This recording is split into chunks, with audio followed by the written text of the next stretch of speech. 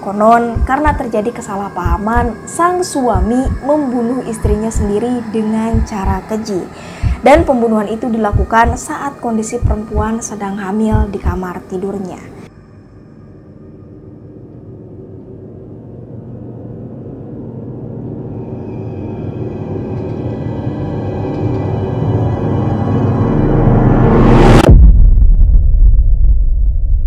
Assalamualaikum warahmatullahi wabarakatuh. Hai gengs, akhirnya kita dipertemukan di bulan suci Ramadan ini ya. Setelah aku libur sekian lama karena sempat sakit kemarin itu gak bisa ngapa-ngapain. Ya alhamdulillah, tapi udah disembuhkan kembali dan bisa nyari duit lagi. Ya selamat menunaikan ibadah puasa buat kalian yang menjalankan. Oke guys, jadi yang akan kita bahas kali ini tentang salah satu rumah angker yang berada di Kota Gede, Yogyakarta. Dan masyarakat sekitar menyebut rumah tersebut sebagai rumah pocong Sumi. Konon rumah tersebut dihuni oleh pocong perempuan yang bernama Sumi. Sebenarnya tidak hanya pocong Sumi yang dianggap sebagai penghuni rumah angker di Yogyakarta itu. Ada pula sosok kuntilanak yang bergelantungan, genderuwo, dan ular dengan mustika di kepalanya. Namun yang cukup terkenal dan menguasai rumah itu adalah pocong Sumi.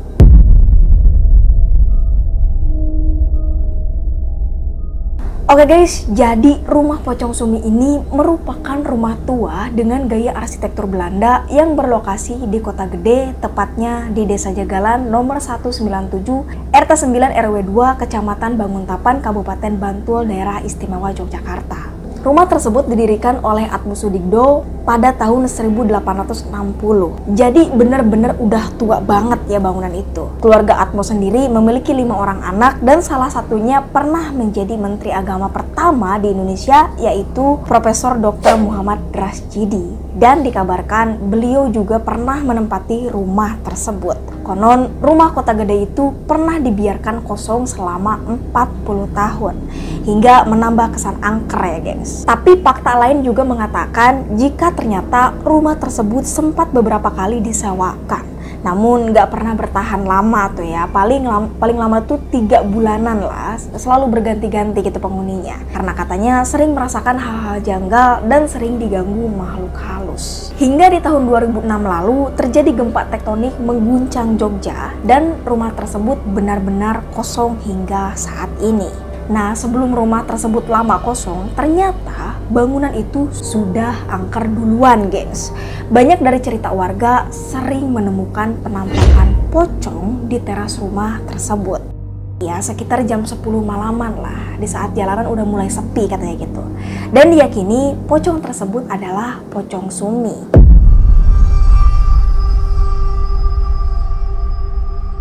Pasti dari kita itu bertanya-tanya, siapa sih Sumi itu, kenapa dia bisa jadi pocong, gitu kan? Jadi asal-muasalnya begini.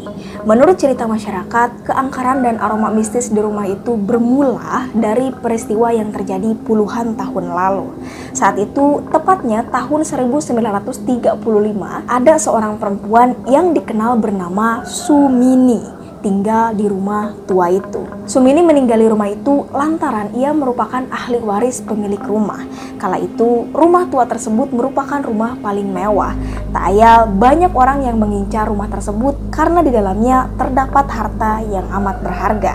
Nah, di suatu hari, suami Sumini yang merupakan pengusaha batik pergi untuk urusan bisnis. Ia berpesan kepada Sumini untuk tidak membukakan pintu kepada siapapun yang berkunjung. Tapi sayang, perintah suaminya tak diindahkan Sumini yang sendirian di rumah itu. Seketika ada 3 orang pria datang dan menggedor-gedor pintu serta membawa pesan bahwa suami Sumini mengalami kecelakaan. Rupanya mereka adalah komplotan perampok yang membawa pesan palsu. Karena panik, Sumini pun membukakan pintu. Akhirnya 3 perampok itu kemudian berhasil memperdaya Sumini dan menjarah rumah besarnya. Tak sampai di situ, ketiga perampok juga memperkosa Sumini secara bergantian hingga akhirnya membunuh wanita malang itu. Pasca insiden tragis tersebut, rumah itu ditinggalkan dalam keadaan kosong hingga kini berganti penghuni berupa makhluk gaib. Namun berkembang cerita lain bahwa pocong Sumi sebenarnya bukanlah penghuni asli rumah itu. Sebelum dihuni Sumini dan suaminya, rumah itu lebih dulu dihuni sepasang pedagang berlian asal Belanda. Konon karena terjadi kesalahpahaman, sang suami membunuh istrinya sendiri dengan cara keji. Dan pembunuhan itu dilakukan saat kondisi perempuan sedang hamil di kamar tidurnya. Dan hingga kini, ruang kamar tidur yang menjadi tempat kejadian tragis tersebut ditutup. Dan tak ada seorang pun boleh masuk dan melihat kamar rahasia tersebut. Nah, setelah kejadian itu, banyaklah cerita yang beredar jika penampakan pocong tersebut adalah arwah Sumini yang bergentayangan. Dan warga juga sempat bilang bahwa ada penampakan noni Belanda, ya mungkin itu penghuni terdahulu yang di-kill suaminya tadi itu kan.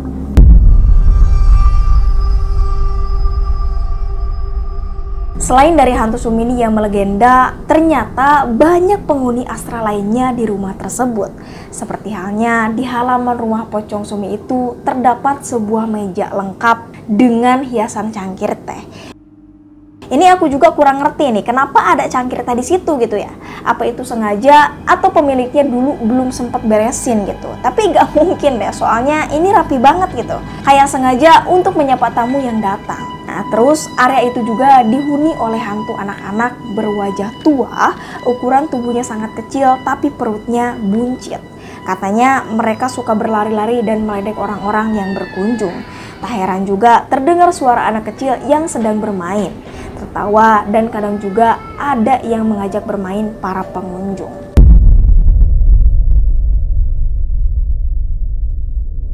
Next, rumah Sumi ini dibilang cukup besar dan memiliki banyak kamar. Tapi ada salah satu kamar yang dihuni oleh sosok nenek-nenek bernama Mbah Putri.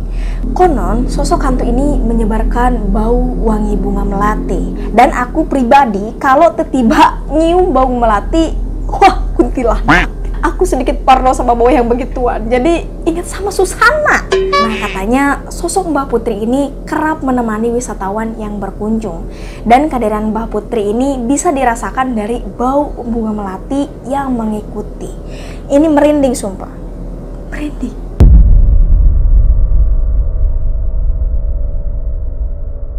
Oke gengs, sekarang pindah ke halaman belakang. Di situ ada sosok ular berkepala manusia. Dan sebenarnya sosok itu memanglah ular utuh, tapi jika ada yang ganggu, dia akan marah dan merubah fisiknya menjadi setengah manusia. Kalau kayak begini udah masuk ke jenis siluman ya kan. Bahkan dulu ada ular pakai perhiasan, itu kan pernah ada itu kan, bermahkota dan lain sebagainya lah. Itu asli loh, temenku pernah nemuin. Nah, terus di sini ada sosok Mbak Ayu yang katanya itu adalah hantu wanita yang menghuni kamar depan dan dia adalah sosok yang pemalu. Menurut cerita, sebagian wajah Mbak Ayu itu rusak karena KDRT. Itulah sebabnya dia gak mau nunjukin dirinya karena keadaan yang dia alami gitu. Dan di sini juga mengatakan kalau siang-siang katanya selalu ada bercak darah yang dapat dilihat di dinding kamar tersebut. Mungkin itu masa lalunya ya, yang sengaja ingin dia tunjukkan pada semua orang gitu. Tapi pernah ada seorang vlogger yang ingin membuktikan kebenaran tersebut.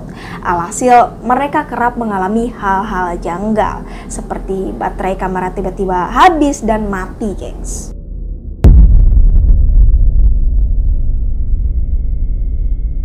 Di antara semua, ada satu yang kata aku ini paling serem gitu. Dimana ada sosok penunggu sumur rumah tersebut yang ada sejak rumah itu dibangun. Sosoknya itu tinggi besar, berambut gimbal, dan bermata merah. Mungkin bisa dibilang itu genderuwo ya gitu. Sosok ini pun berada di tempat itu sebagai penjaga bagian belakang rumah. Namun tidak mengganggu orang yang akan datang, tetapi tetap saja ya kan ngeri gitu kan ngerasainnya. Kalau di Semarang ada Lawang Sewu sebagai destinasi wisata bernuansa horor. Mungkin di Jogja, rumah Pocong Sumi Kota Gede punya status yang sama. Bangunan yang kini menjadi cagar budaya di Jogja ini pun punya ahli kunci yang bertugas untuk menjaganya. Selain didatangi wisatawan untuk bersuap foto, rumah Pocong Sumi Kota Gede juga kerap dijadikan lokasi uji nyali. Oke gengs, itu tadi ada ulasan tentang rumah Pocong Sumi yang berada di kota daerah istimewa Yogyakarta, dan sampai saat ini masih banyak orang yang berkunjung ke sana. Karena memang kalau kita lihat emang rumahnya itu sinup gitu ya, agak sedikit angker gitu. Ya kayak punya sejarah yang kelam lah di dalamnya gitu. Untuk siapapun yang berkunjung ke sana, ingat ya, selalu patuhi segala aturan yang ditetapkan demi menjaga kedamaian dan ketenangan bersama, termasuk dengan mereka yang hidupnya berdampingan dengan kita. Oke, sekian dulu di videoku. Buat kalian yang suka, tolong like, share juga ke sosial media kalian, dan jangan lupa untuk di subscribe. Tekan tombol loncengnya supaya kalian bisa berlangganan di videoku. See you in the next video. Bye.